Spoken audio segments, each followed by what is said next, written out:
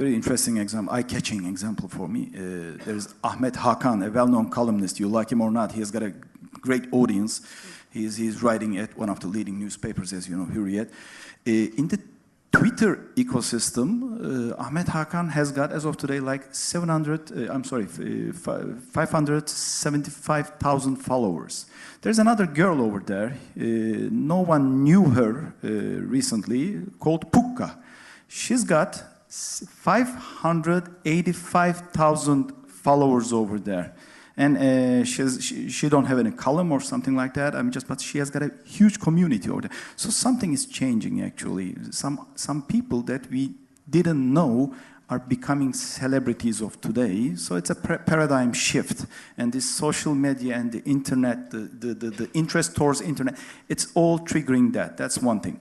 So I want to emphasize on a little bit the ingredients on the table. Yes, as Turkey, we do have the required ingredients today.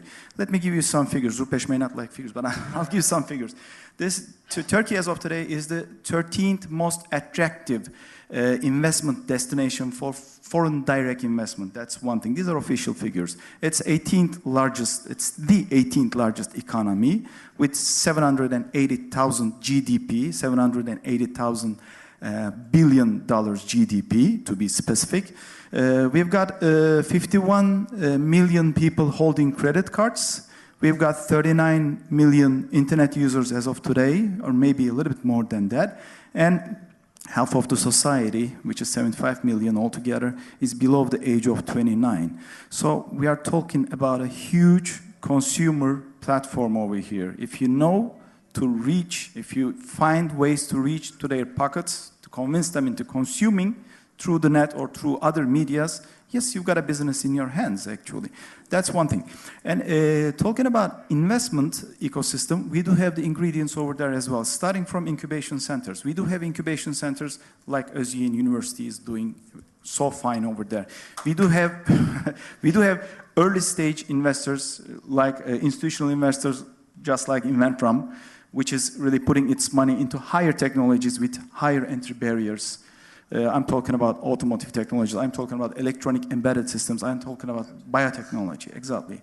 Or we do have, in that domain, we do have angel investors. I'm part of them as well. I'm part of the leading angel investor group of Turkey, which is Galata Business Angels, the largest institutional angel investor group with 28 members, so far invested more than $2 million, a little bit more than $2 million into 9 different projects, 9 different internet projects, internet technology projects, e-commerce, gaming, social media, you name it. And we are screening many others right now.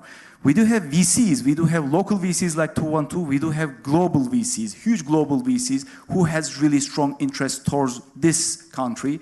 And we do have private equities. If you reach to that stage, yes, we do have private equities as well. So we do have almost all the ingredients, starting from $50,000 ticket size all the way up to couple $1 million, couple $10 million ticket size.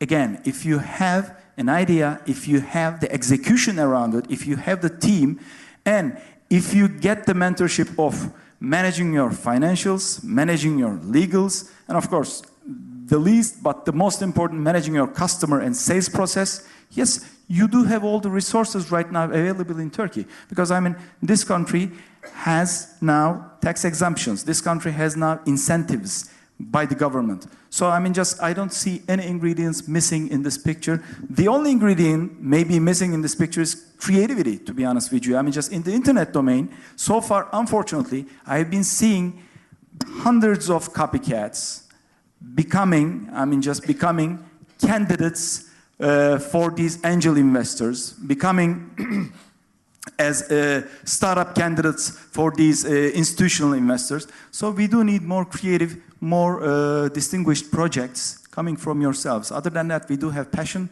we do have the youth, and we do have a new young generation, almost 490,000 graduating every year from 170 universities of Turkey, if I do memorize the numbers right. And most of them are not just holding their CVs up and just knocking on the doors of these large corporations. Most of them are passionate and eager enough to start their own startups. But they need to be more creative unlike other than creating these copycats.